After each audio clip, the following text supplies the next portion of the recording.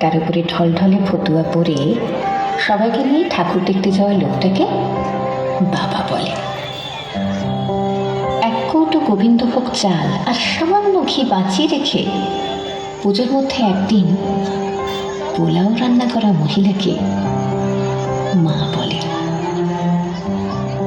বন্ধুর জন্মদিনে পাওয়া চকলেটটাকে সালোয়ার কামিজের ওড়নায় লুকিয়ে ভাইয়ের জন্য বেঁধে আনা মেয়েটাকে দিদি বলে।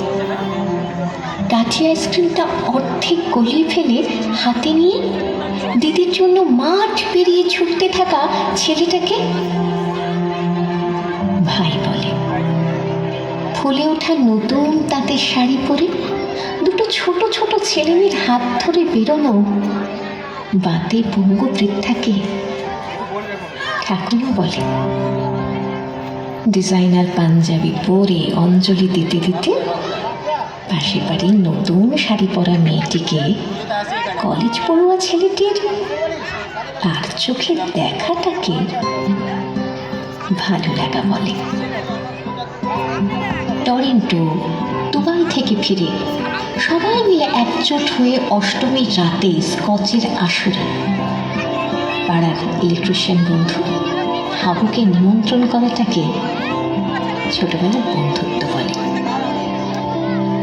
শিল্পীর হাতে 6 মাসের মেহনতে বানানো দুর্গা ঠাকুরটিকে নারী ছিন্ন করে বিক্রি করে সেই টাকায় অনাথ অসহায় পথ শিশুদের জামা কাপড় কিনে দেওয়াটাকে মানবিকতা বলে। সপ্তমীর সকালে বউ ছেলে নিয়ে টানা গাড়িতে করে গ্রামের বাড়িতে হাজির হয়ে কাকা জ্যাঠাদের পা ছুঁয়ে প্রণাম করে তাদের আশীর্বাদ দেওয়া মানুষগুলোকে পরিবার বলে। বিশ্বের সব থেকে মনোরম আরামদায়ক জায়গা ছেড়ে বিবাহিত মহিলারা একদিন যে বাড়িটাকে স্বর্গ বলে মনে করে সেই বাড়িটাকে বাপের বাড়ি বলে। আর এই চিত্রকল্পগুলোকে একসাথে সাজিয়ে নিলে যেটা তৈরি হয় বাঙালিরা এক কথায় তাকে দুর্গা পুজো বলে।